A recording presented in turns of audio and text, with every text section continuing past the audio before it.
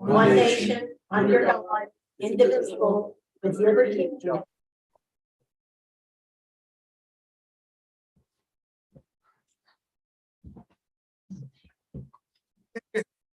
A roll call, Marty Tar. Bill, Bill Zolper, Town Manager. Dale, Dale Cook. Jack Rutherford. Jack Redford, Chairman Tyler. Drew Martin, not here. He's coming in the door right now, sir. Huh? Are you coming right now? Yeah, he's just walking in the door. Well, anyway. To adopt the agenda, I'll motion. Second. all in favor? Aye.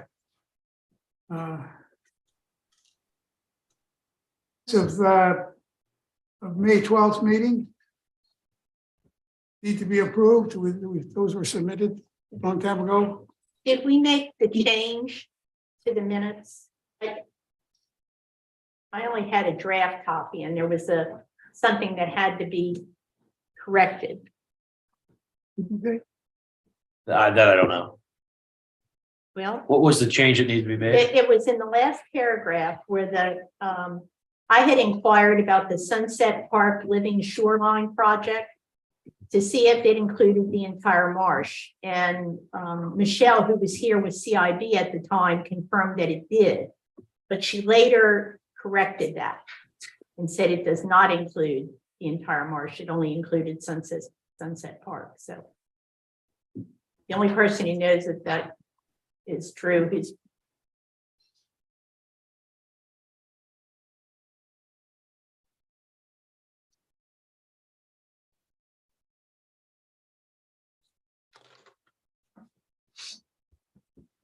You were asking a question about the minutes.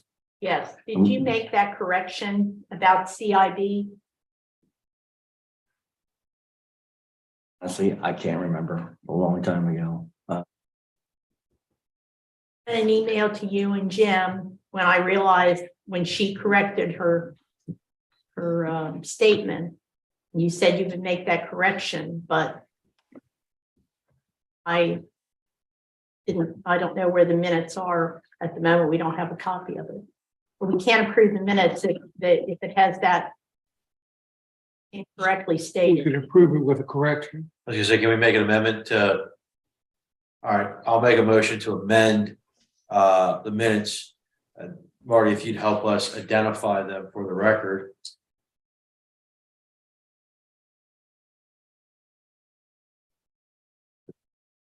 See if we can. Okay.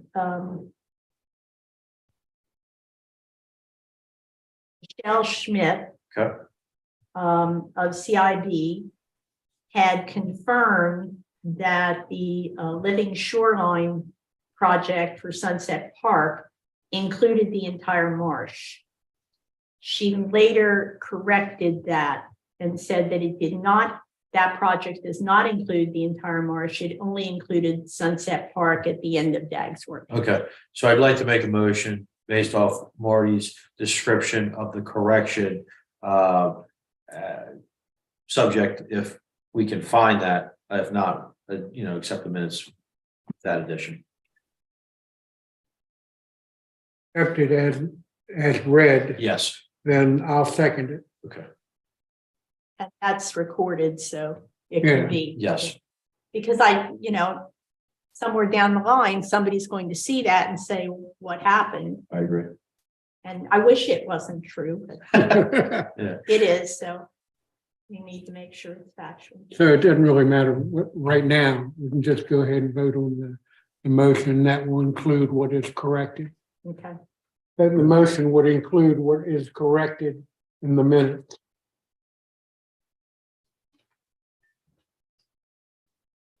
Seconded. Yeah, He made the motion, I second, so you gotta, Full vote. any discussion? what do we have to do? We have to ask for any discussion and then ask for a vote on the motion. Motion is to amend the meeting minutes to include Marty's conversation piece about the identification. All in favor? Aye. Thank you. I have to apologize. My hearing is not that good today.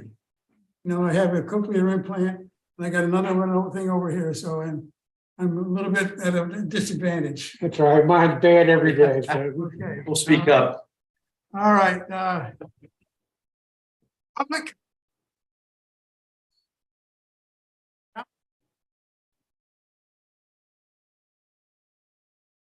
Okay. Well, Jim? I'd like to make a comment if I could, okay, or ask a question of you and the town manager and anybody who knows. Is it that I'm a little thick-headed at times, more than a little thick-headed, and I just don't remember how the request was made to check on the valves at the end of Reed Street. And that's what we're talking about tonight. And who made the request and who said that they weren't working, and how did they find that out?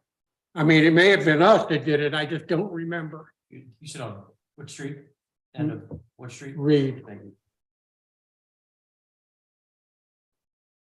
So when we realigned the storm drains on Reed Street, and that's why I've asked Kevin and Matt from Standard Pipe to be on, they found that the valves, and they can correct me if I'm wrong, were not working properly. So when we realigned those pipes, they found that they weren't working properly.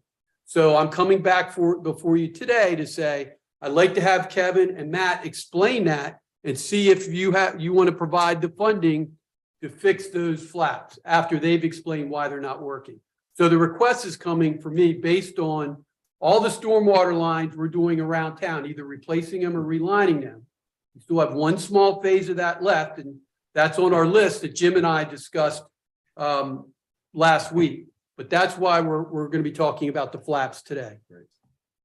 May I make a comment? Jim, This is the question I had the other day. come up here if you're gonna talk. What evidence do those engineers have that those flaps are not working?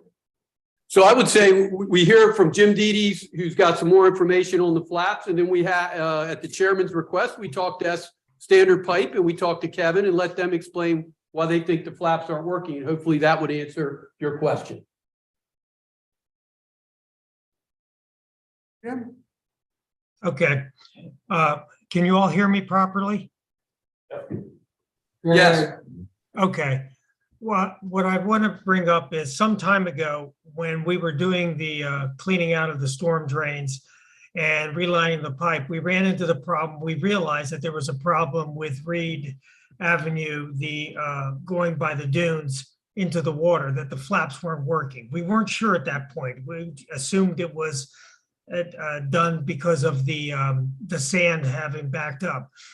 I reached out to Sussex County, the Public Works Department, to see if they could help us out and clean out the drains.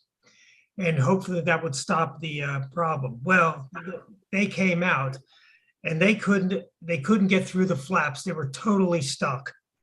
So they said there's something wrong. They cleaned out as much as they could, but the flaps wouldn't move enough to make it so that they could go all the way out.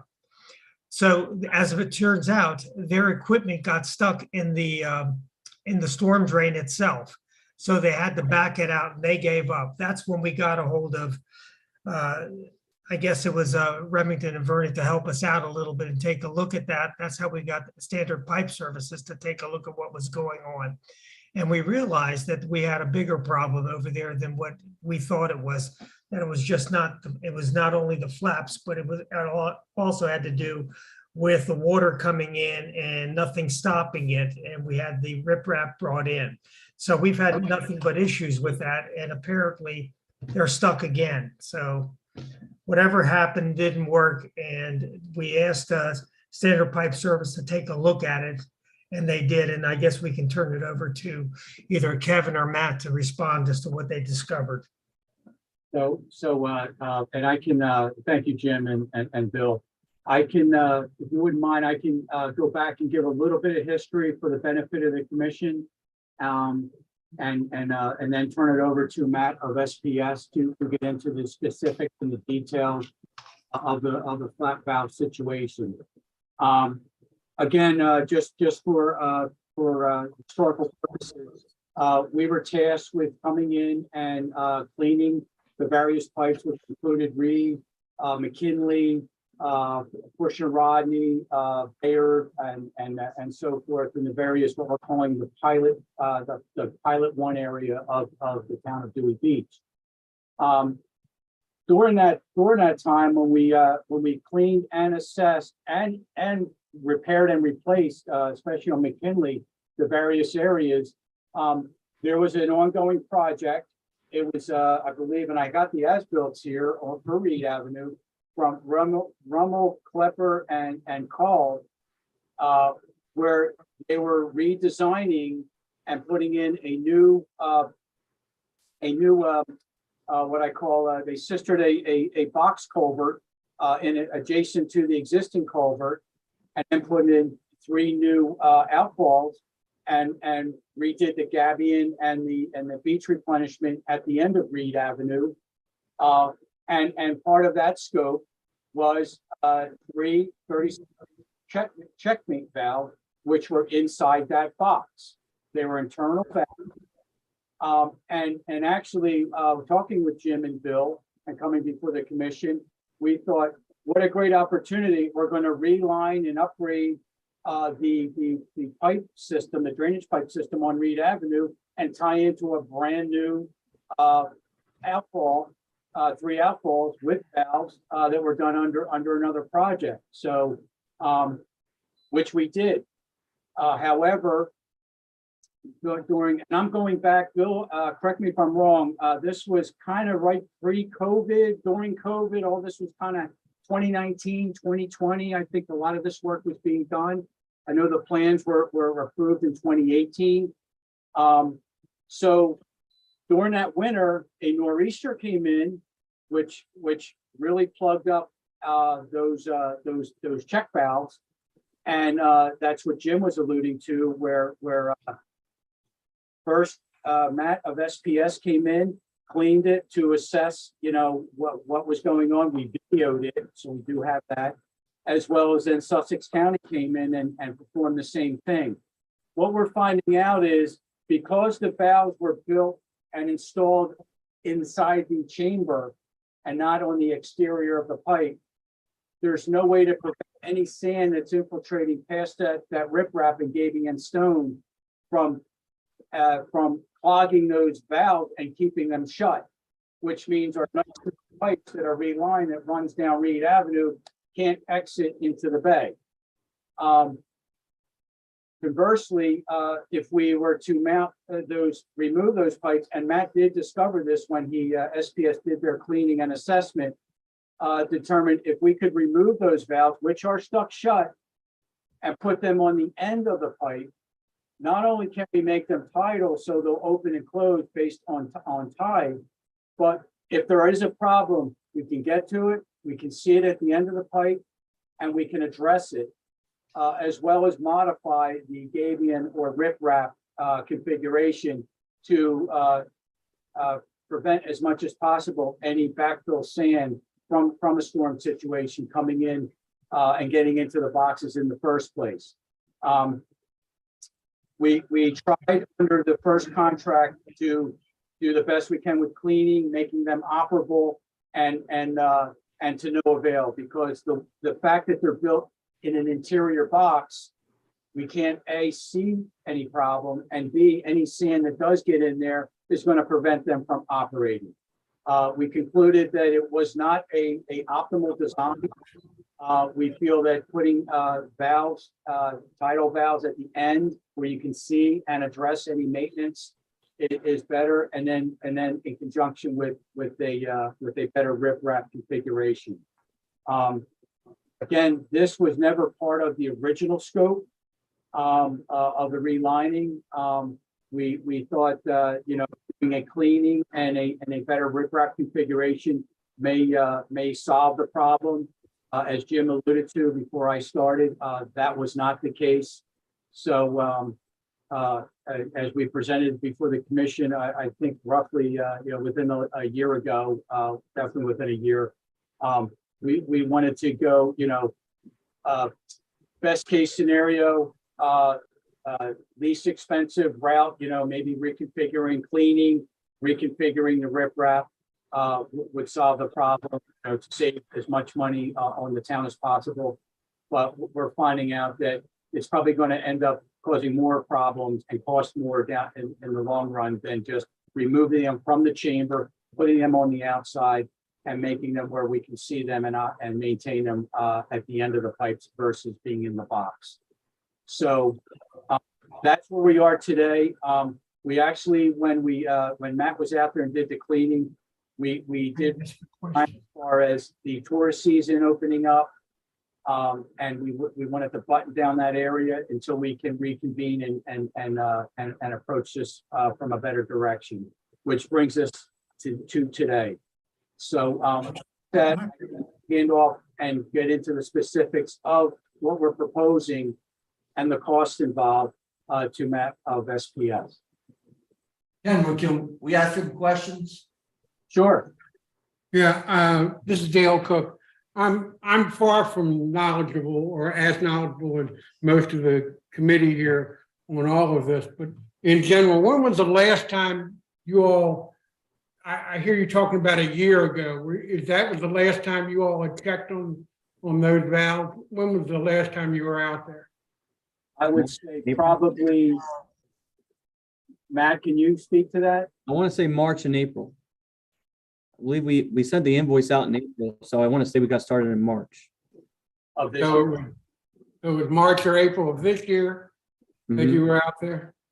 The reason I asked that is we have a gentleman with us tonight that lives on that street and has been very involved as a resident on the street. And he indicated that they were working, that the water was flowing in and out as he thought.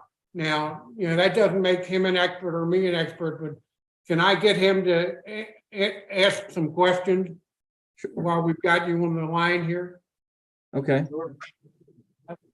This is Jack Rutherford, committee member. Question for you. The external at the end of the pipe piece that you're talking about, is that the standard that you're seeing in most coastal towns when doing replacement of lining and work, or is this a new product that is going to be more beta, or is this a standard practice moving forward? Are we talking about the 3 pipes at the end of this pipe, or are we talking about CIPP lining? The end of the street. I think he's talking about the end of the pipes with the proposed That's correct. configuration, Matt. This was my first time seeing flapper valves inside of a pipe. I don't think it's a very normal thing. When I went to look for this online, we don't typically see flapper valves installed on HDPE pipe. There is companies out there that make it. It's my first time having to reach out to a company that does this. Usually when we install flapper valves, quite honestly, usually we're installing them on concrete pipe, and they're, usually metal flapper valves. Okay. So I don't know. This is a very uncommon situation that we're dealing with. It's a fairly unique. Matt, what you're saying is typically you see the valves at the end of an RCP pipe, not usually inside a chamber. Correct. Which is probably what I want to say. I believe the distance is probably almost 10 feet from that chamber to the end of those pipes. So you've got potential about 10 feet of infiltration from the bay that could block those valves inside that chamber, which is not atypical. It's typically the end of the pipe and usually not a plastic pipe. And the reason I ask this question is for future maintenance and prolonged success with this pipe. We know water levels are only getting higher. So knowing that this is something that's going to be easily workable, and if something does happen, it can be tweaked and adjusted. That this isn't something that's a new, or it sounds like we're getting to a standard practice away from something that's very uncommon. Matt, you want to, typically you put the flapper valve at the end of the pipe, not inside a chamber. Right. To Matt's point, which is the typical design. What Matt's alluding to is most cases that's at the end of a reinforced concrete pipe or RCP as we call it, versus the HDPE. polyethylene plastic pipe. They do make it, but in this case, that's what is there.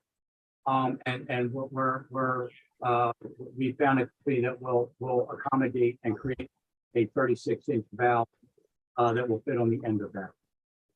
I mean, correct me if I'm wrong. No, that's exactly it.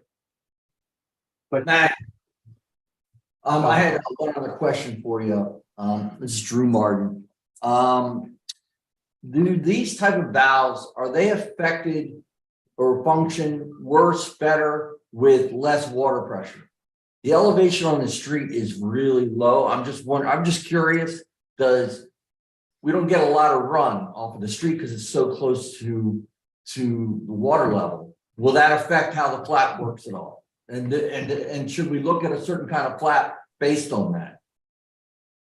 So I think it's not so much what comes off the street in this particular, that's twofold. These pipes tend to have water in them almost at all times when we were dealing with them because they're, like you said, they were so low. So there's the bay's right there. Until it's low tide, these pipes, have water in them. And then when it's low tide, that's when it's, the water's able to come out. So that's really the idea behind having these gates is that when low tide happens, these pipes can, run all their excess water out. Water that's coming in from the rainstorm, it sounds like what you're talking about, comes into the storm drain, washes into these pipes during a high tide event. It's going to probably stay there until that tide goes out. But That's my question. Is there enough force to clean the pipe back out? If the sand gets coming in from the high tide, there's enough force to push it back out again. It's how the valve, the valve's got to be cleaned that way, right? Or it'll just continually build up. The whole point of the riprap system that we were installing last time was to reduce and slow down sand coming back into those pipes. So yes, we acknowledge that these pipes will probably always have sand in them. And we believe that the way they are installed right now does not help them get rid of sand at all. All it does is help build sand up inside of them because like you said, there's not a lot of water pressure coming out into that water.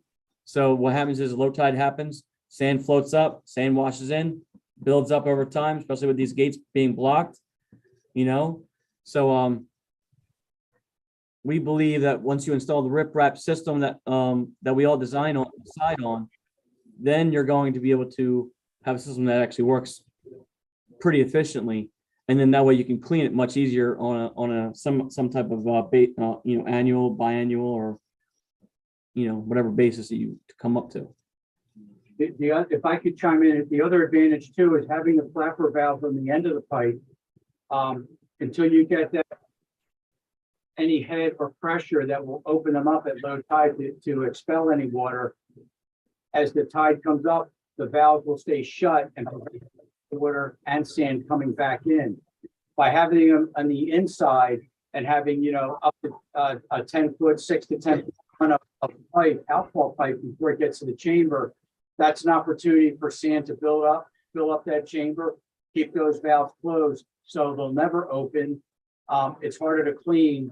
Nothing will ever exit Reed Avenue. So, to Matt's point, it's a twofold process. One is high tide, the valves stay closed, preventing any bay water and sand getting in, adding to that problem. And then combined with a Gabion or riprap configuration, will keep the sand from the throat or the mouth of these outfalls. And let the valves operate the way they're supposed to.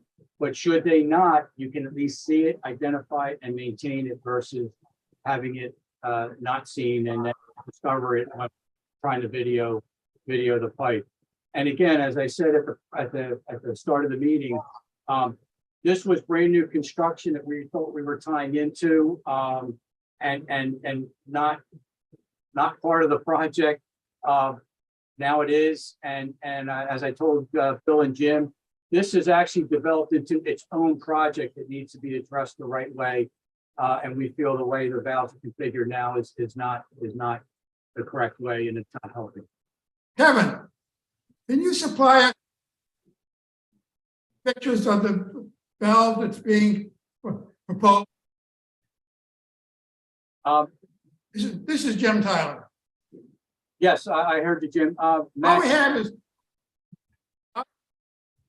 all we have are the dollars and cents that they are about the valves themselves. I understand that they go, but I'd like to see plans and specifications of the product itself and that all we got is was in Canada. that's a fair question, and I'll defer to Matt again on that. I know it's West Atlantic Tech Corporation is the vendor that creates these valves that affix onto the HDPE pipe. Matt, would you happen to have a cut sheet or a spec on that you can share with the group? I can see if that company can get one for us or make one for us for these specific valves, yeah. Jim, we don't have one handy today. I'm sorry to say, but we get you one for review by the commission. It'll probably be something that they make custom, and that makes sense. Because every type they do a job, I'm sure they're all gonna be quite, every one of these jobs is a little bit unique for these flapper valves, to my understanding, so it'll probably just be a few days out. But these particular ones, Jim, in question are 36-inch diameter. They're corrugated plastic with a smooth inside.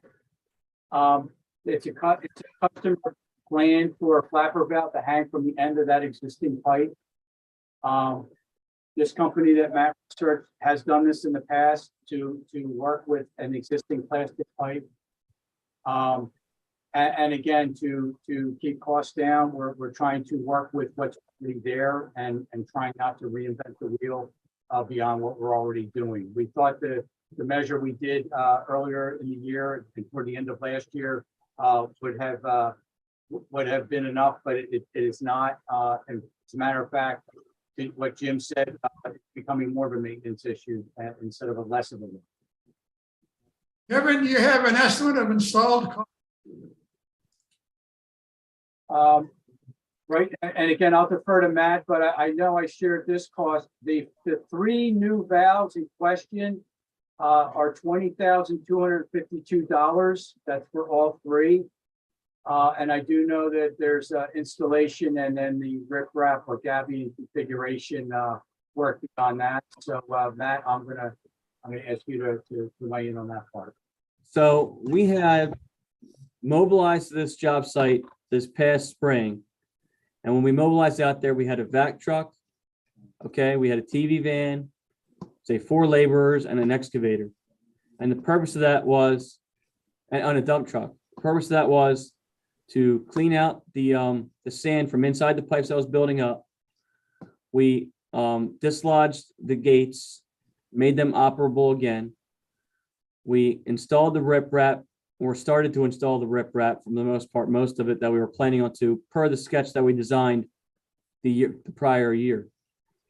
And we invoiced that for $26,000. And I know that you guys are not happy with how that job turned out. But we were hoping that we could come to some type of agreement on some payment for that work.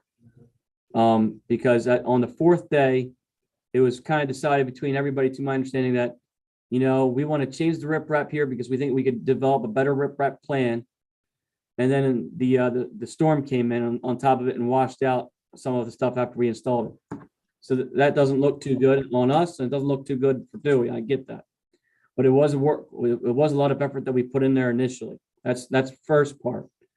The second part is that we're still actually in discussions right now on how we want to do this next phase. We know we want to put those 3 flapper valves on it. Okay, but what's happened since then? How much? We just had a huge storm that came off the coast this past month. How much sand is built back up? So we're looking at it again, that we'll probably have to put another vac out there, suck the debris out, cut the flapper valves off from the inside, and then we're also have to install a new riprap plan and clean up clean up the riprap that really never got finalized. I was telling Kevin earlier that we're looking at probably about $20,000 for the materials, plus probably another $30,000 for the repairs. But I don't know until, I recommend to Kevin that him and our Jeremy Bibb, our Director of Operations, goes out there, looks at the job, comes up with the right idea, and then we price it up from there. And we have a tentative date, and I talked to Jim and Bill already about this. The 29th of November at 10:30, Remington or Vernick SPS, and I'm hoping Town of Dewey, we can all meet on site in person to hammer out a plan and come to a consensus on the best approach to resolve this problem. That was for our last meeting, and that's when I think I'm hoping all parties are available. I know RVE and SPF. Question for you. If we are able to meet on the 29th, this is Jack Rutherford. How long would it take once you guys have that meeting to get a plan of action and or a real cost analysis and plan for us to review from that meeting? Go ahead, Mike. I should be able to have everything to you within a week after that, because there's gonna be a real goal here to make everybody, I want to get, close out my last invoice, whatever we work out for it. And two, I want to be able to make sure this all gets done before spring. So the faster we can all act on this, the better it is, I think, for all of us. So We've already acknowledged that January is the best time to start these types of projects, because that's when apparently the tide is lowest. and I that was always my target month. I want to definitely be mobilized, that we have the holidays coming up, but January, we have low tide at Dewey Beach. Where obviously the tourist season is not in the way, and that would be the optimal time. And right now, I think everything is pointing to that point. So I would say, is it fair to say, Matt, 30 days from our meeting, which is basically the end of November? So we're looking at At 30 days from our meeting, I'd like to be out there starting, and if that falls in the Christmas time, obviously it would be after Christmas or New Year's, but that would be it. Before we were attempting to put and take this the way it's intended, not band-aids, but take the least impactful course of action, cost-wise, material-wise, disruption-wise, to fix another person's design. It's not working. So this is kind of the next level up from that. But in any event, having flapper valve inside a chamber that you cannot see, you cannot access, and just allow sand to build up and debris to build up, prevent exploration, is just not a good design. And we now know we need to improve that. Yeah, I mean, I don't personally have any questions, but I want to make sure that we can have Bill come up to the mic and ask some questions back and forth. Yeah, I wish I could. I've been living right down there for years and watching this go on. One question, is this guaranteed to work?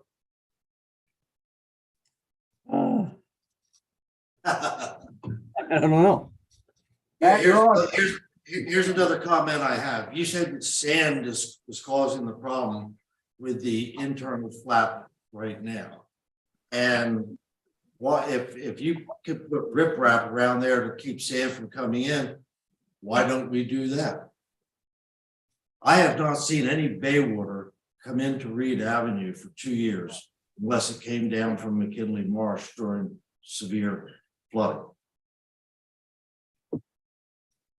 So big question, is this guaranteed to work? This was our engineered plan.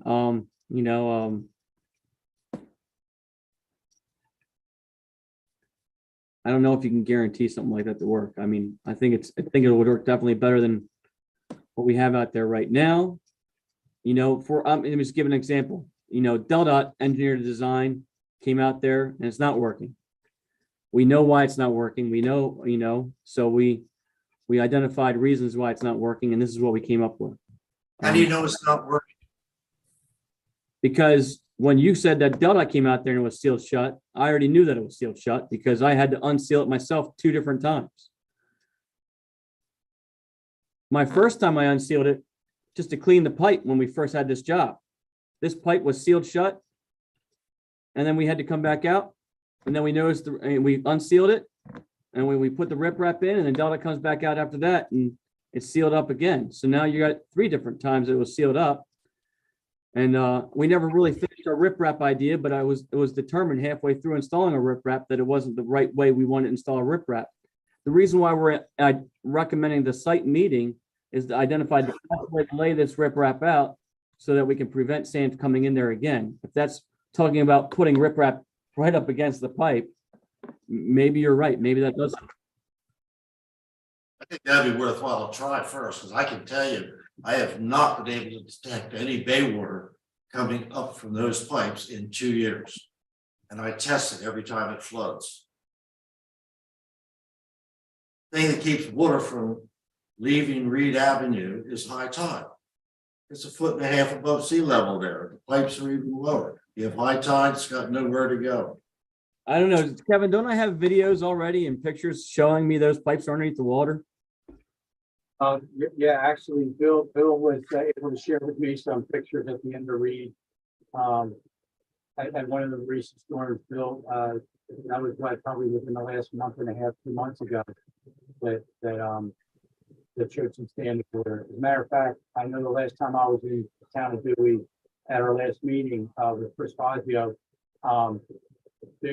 I wanted to go inspect it myself, and there it was still understanding water that I couldn't even walk Yeah, out. if those pipes are not below water anymore. That's very new news. So, I mean, I know the sand does shift around there. So, I know presently, I believe 2 of the 3 pipes are under sand now, unless they've been cleaned. When the tide goes down, the water drains down. The water that's on the street. that's what you want. I've tested the specific gravity of the water. And the water that's standing there every time it floods is 1.002. The bay water is 1.020. It is not, does not have saline in it like the bay. It is rainwater. They can't drain. That's what I just say. Why don't you Or just it doesn't drain quickly, and that's more than likely because the valves can't open, that it takes so long to drain. Yeah. If the tide level is 2.5 feet, which is not unusual at all, there is no place for the water to drain. The bay is higher than what is on Reed Avenue, so it just sits there. And this is why recommendations back in 2018 were to have a pump to move the water from the street over to the McKinley Marsh and out there, much as what was done on Byron Avenue. This was talked about several years ago and was seen as too expensive. I can tell you from our video work and the jet cleaning that we've done for not just on Reed, but McKinley and Bayard and the other streets that were named, where we improved the integrity of the pipe. We did identify that there is sand infiltration. It is creating it is impacting the performance of the existing valve, and asked for at least impactful recommendations to improve that situation on top of a brand new installation that was being done or wrapping up as we were starting our project. So we did identify that there was debris and sand in there preventing it from operating, and that maintenance would be ongoing, to keep them clear. And then potentially a new riprap designed to prevent, new sand coming in. But literally that first year, a nor'easter came in and slammed it. So this was a recommendation to take the next measure, the next level up. But if you're, go ahead, Matt, sorry. I wanted to ask you, did you ever take an as-built of that pipe or figure out the slope of that pipe and what level it comes into the water at? Remington and Vernick has not. Remington and Vernick. No, we have not, again, because it was new construction, certainly can do that now. And I would recommend that we do that as part of this exercise to get some ground shots. I am looking at, as-built, Jim, that Bill, you and Jim had sent me, and again, I'm looking at them right now of what was the proposed design. And actually, it was designed to be minus 1.75 feet outflow elevation, which is below, I guess, mean high water for the bay. So they are underwater for the most part constantly. But as we saw, we're just responding to what you found, Matt, and what we saw out in the field as far as, the sand infiltration that's coming in, filling those pipes and blocking the operation of the existing valve. So, that has been identified as a problem, but if the commission wants to just look at redesigning the riprap and just keeping it clean, we've tried that, but we can look at it again. But today we're just presenting what we found and recommendations on what we think we could resolve that. And just to add, Kevin, you said 1.75 below mean level, below grade. Understand that how these pipes work, right? It's not supposed to be fully empty. If it was fully empty, you don't need a flat pipe, right? We always know there's going to be some water in there. The question is how much. He was talking earlier about pressure. We know, obviously, when high tide hits, that valve needs to be closed. Once it's low tide, I'd imagine it's open. Now, at half tide, I don't know what point in time it starts opening up, but I'd assume that water is going to be dipping out of there. You know what I mean? It might it might only be for an hour that it's completely empty. But most of the time, it should only have like 1 or 2 inches of water in it. Which is what I would assume is how it's designed. Maybe 3 or 4, considering how large it is. Matt, I've got a question for you. You guys are the professionals in this, and you guys see this on a daily basis, knowing what we currently have, saying that what is currently proposed, the general maintenance, the annual cost, the items that you see being worked on the most. What's being proposed, do you see as a significant increase in the town's success for the drainage and water issue that is at the end of the street? Or do you think that there is potentially another option that we could be missing that we haven't thought of that could help us with this sand, water, bay water issue that we're looking at? I mean, from what you're proposing, is this your best option? Well, that's why I was asking Kevin earlier that we should get some graded points of this pipe and to make sure that it was actually installed at the right elevation. Because if you remember, these 3 pipes are sort of tacked on the end of this other stuff that's going on. You already have this other stuff. It's already been relined. It's already kind of like, cured it, in place, stuck there. But this last 20 feet of pipe that we have installed here by DelDOT, 3 years ago, was sort of like an add-on. And did they install it right? And quite honestly, I don't know. And that's part of the reason why we were recommending the on-site meeting as well, to take a double check at this and say, hey, what is the best repair scenario for this? And then this also goes back to why I look at that's why when I was looking at that grant, I said, who really wants to pay for a repair like this? And I mentioned it to Kevin. I think he forwarded it to you guys because this is certainly one that I think you guys can get help with. And Matt, I think you make a really good point with the on-site evaluation, because if that DelDOT pipe was not sloped correctly or done right before we get in and do the job, I think it's more important that we have an idea of what we're looking at to adjust this quote or this proposal so that we're all on the same page, because we might be able to put riprap right where it is and be successful, but at least we're crossing all our T's and dotting all our I's, making sure that the money that we're potentially spending is going to the right resources. Other than that one grant, do you know of any other opportunities with the state or any other funding that we could potentially tap into? I'm not Okay. aware of any other. Okay. And getting back to your point to dovetail onto what Matt, said. Yeah, we did share that grant, with you, Bill, and Jim, and I think that is a great opportunity that it could potentially help address this. I think getting an as-built, an on-site meeting and an as-built, you know, if you're talking about my recommendation, our recommendation for an approach, to help deal with this is, do an on-site visit. Get survey grade shots, do as-built, properly what was actually built. We're trying to work with what's already there. I don't want to go so far as, hey, pull out the plastic pipe and replace it to RCP, because we're trying to minimize costs.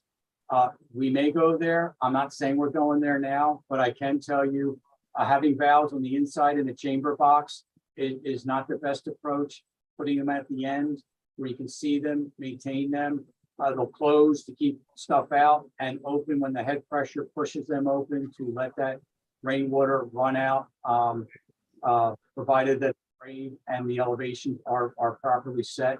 And then that in conjunction with riprap would be our recommendation. And again, sir, this was escalated from, hey, work with what's there, try to improve it. We did that.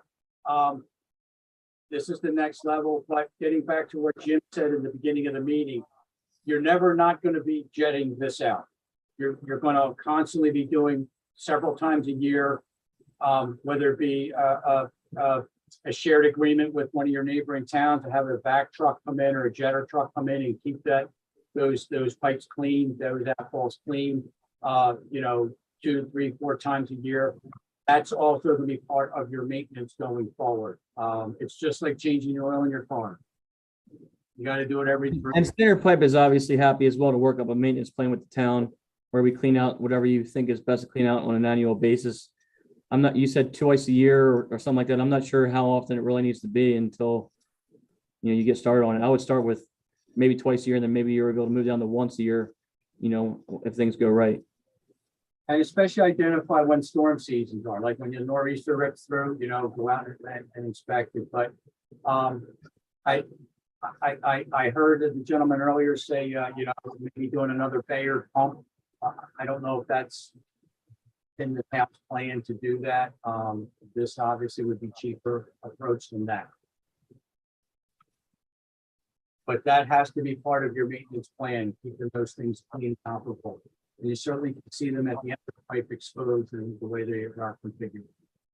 No.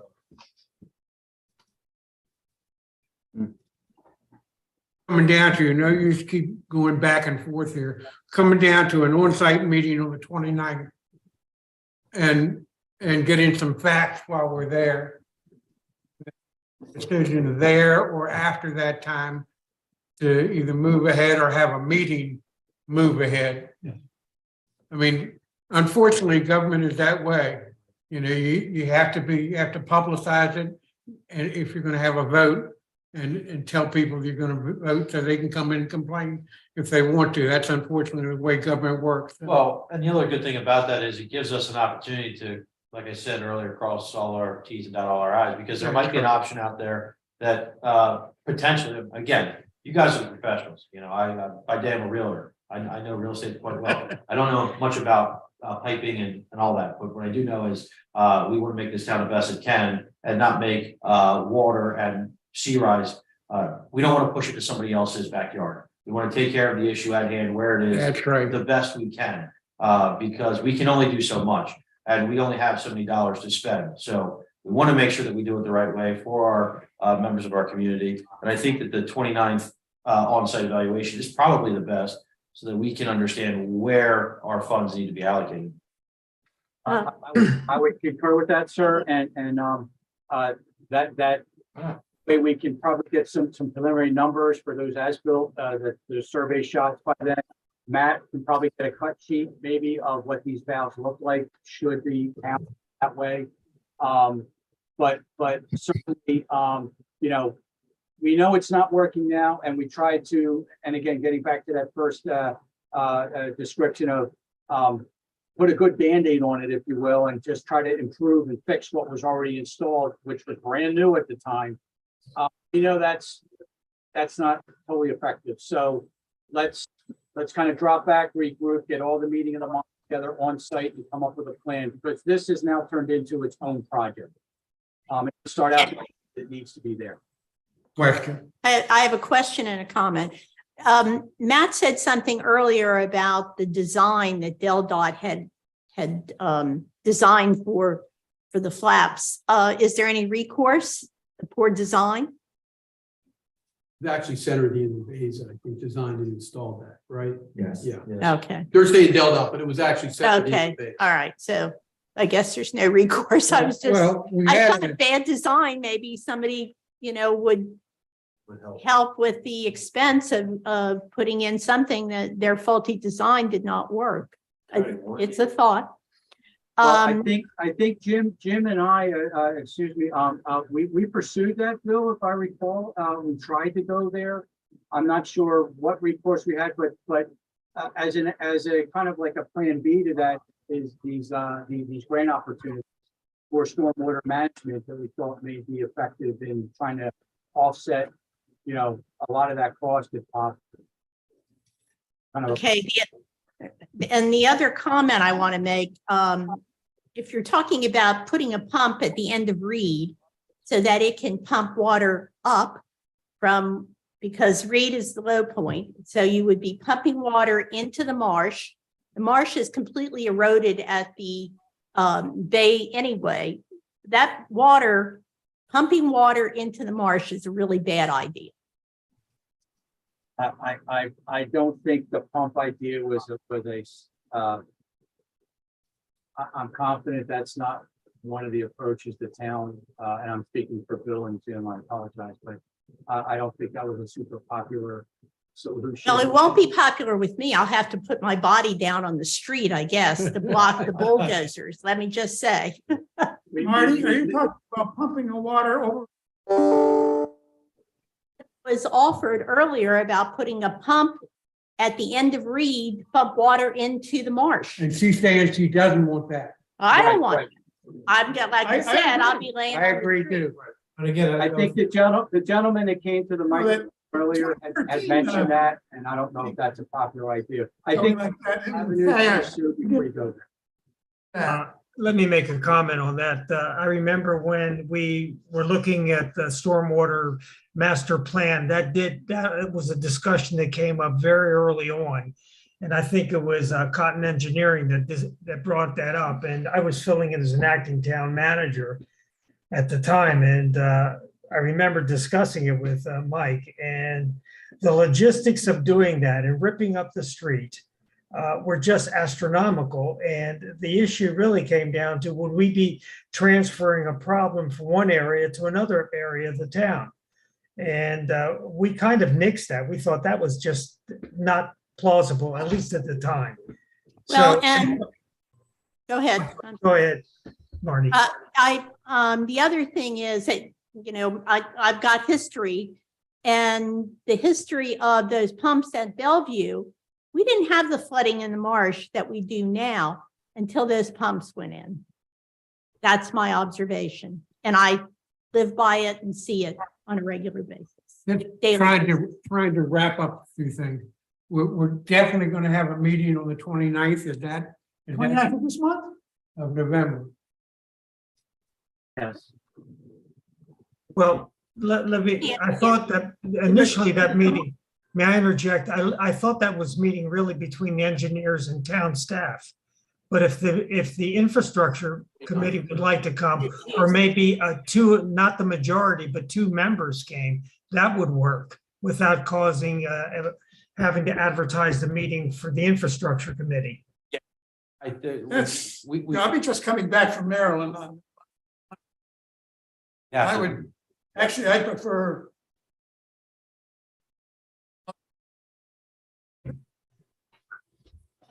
That gives me a little extra time, but, well, all right, 29th is fine. We'll do it. So what do we do? Adjourn till the 29th? No, I just hate to drag it out a little bit. I just want to Yeah. say, if it's getting clogged up with sand, one of the problems is maintenance. I don't know what the town is doing about maintenance of the different facilities now. In the past, we did next to nothing. And I know the pipes that were put in by the Hyatt are clean. They send somebody down the end of their pipe. Man. Right, but something's gotta, the town's gotta know that we gotta figure out maintenance once we get the thing committed. I think it's important that we make the 29th happen and that we make item number 3 a next meeting, once we understand exactly where we stand. You know, from the conversation from Matt and company, they expect that they can get us something in a week after that we meet. So, I mean, what I'd like to do is make a motion to make the 29th contingent on the town and Matt and company's time to review on site, to have a potential at our next meeting, review the possibility and approval of the Remington and engineers removal of the outfall flap system. So we understand exactly what we have and exactly what the cost estimate's going to be. Is that a motion? If that's a motion. That's a motion. I'll second that motion. Thank you. All in favor? Aye. Aye. I cannot be there on the 29th. I'll be gone that whole week, but maybe somebody can, we can, I'll do my Do best something just to shoot an email. or, turn on your phone and I can Yeah. follow along because I'll be able to do that. Okay, yeah, I'll do my best. Okay. Thank you. You're welcome. Okay, that said, can we adjourn so we don't have to? Could I show where the money's been spent that you allocated to 478,000? Can I show that to you? He wants to show us how he spent that 400-some thousand we agreed to the last time. We agreed to 429,000. So much was spent on. He wants. Yeah, I want to show everybody. Great. Yeah. Kate, could you bring that up, please? Oh, nice, Kate. So out of the 400. And for McKinley Street, you can see the breakdown there on how projects. Okay, that left 122,000 out of the 478, which we rolled back into infrastructure. Right now in the balance of the infrastructure. That's how much money you have right now. I wanted you to see that just to know that.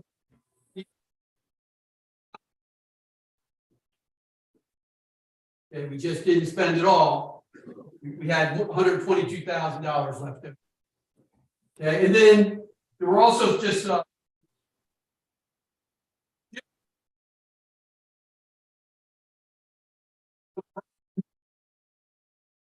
I know Dale had asked for that last time we met also.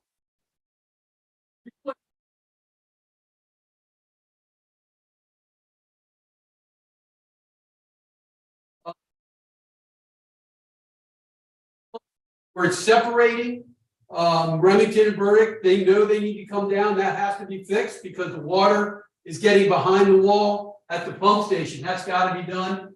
And then finish our first round of storm drains.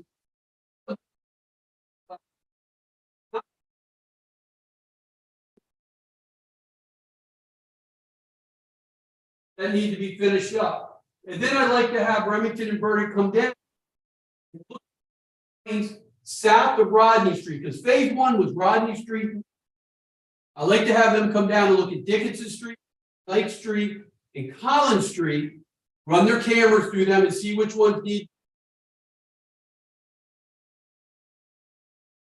And then install, possibly, this was something.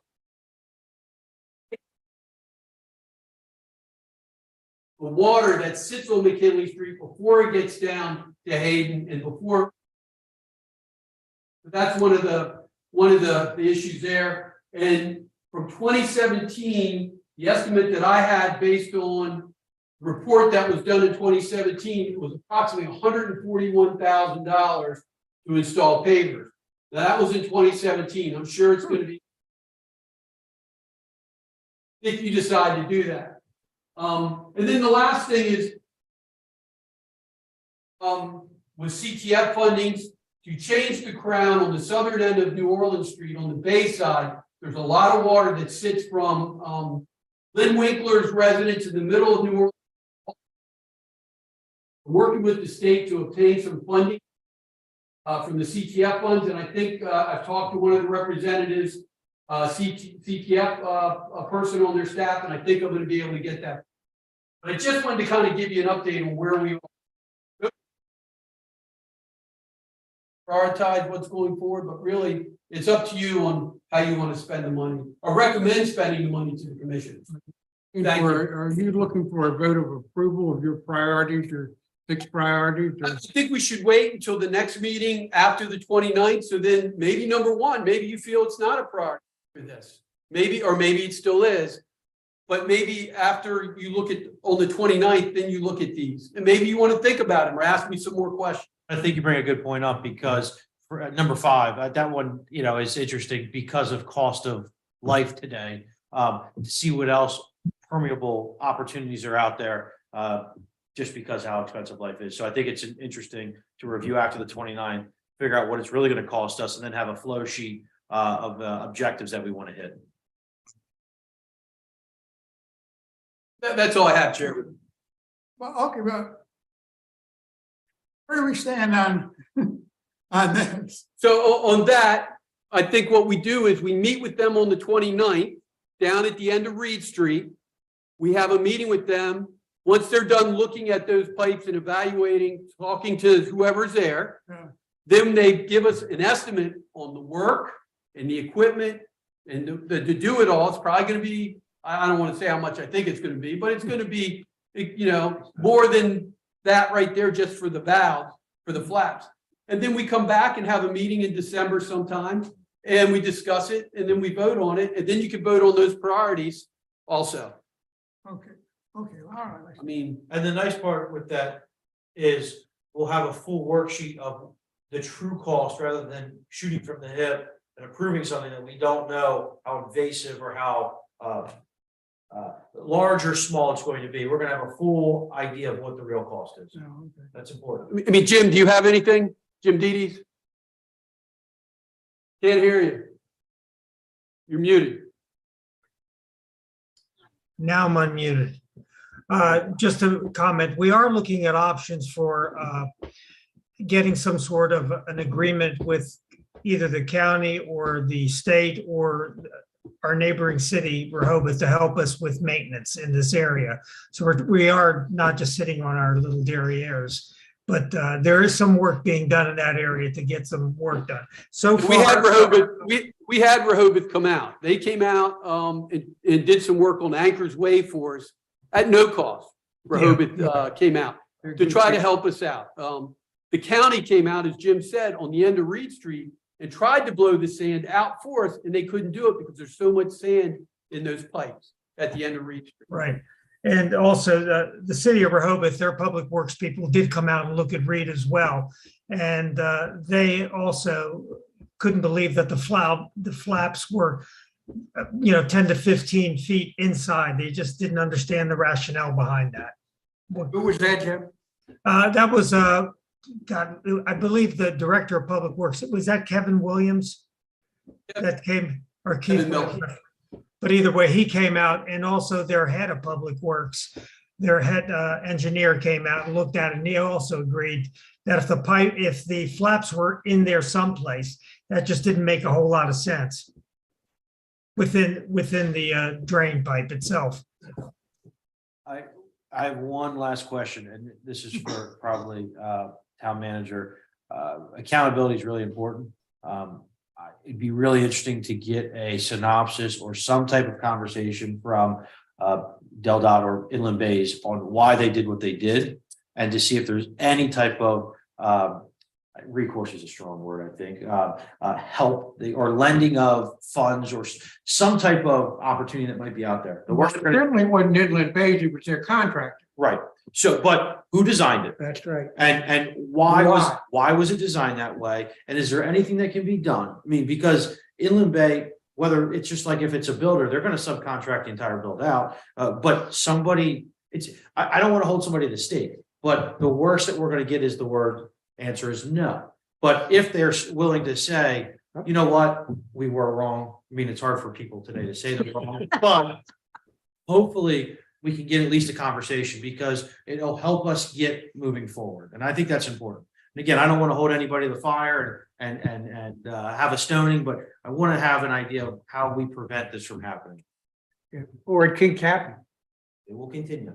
And that's a good comment because we don't want to keep spending money and throwing money after bad. And if Inland Bays had a bad design, it would be good if they could help us Right.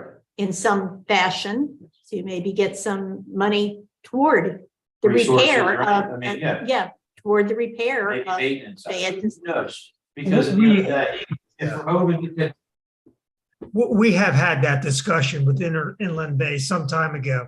And Dale, if you remember, you were the mayor, you and I actually did talk about that. And I did reach out and I forgot the name of the company. And we got nowhere with that. Because we said we thought we needed some help in this area, that we still had a problem with the flaps. And I basically got nowhere with them, but we can go reach out again if that will make us feel like we've gone as far as we could. did you get a response from them when you reached out? Was this Well, I talked to one of the engineers, to talk to the company that put them in, and they basically said the design was what everybody agreed to. So I don't know whether, and I can't lay it on Center for Inland Bays because how would they know? They're not experienced in this. They're not engineers. I agree. And it was the company, and I'll get their name. I've got it someplace.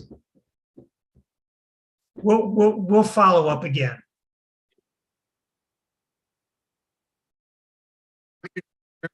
Second. All in favor? Aye.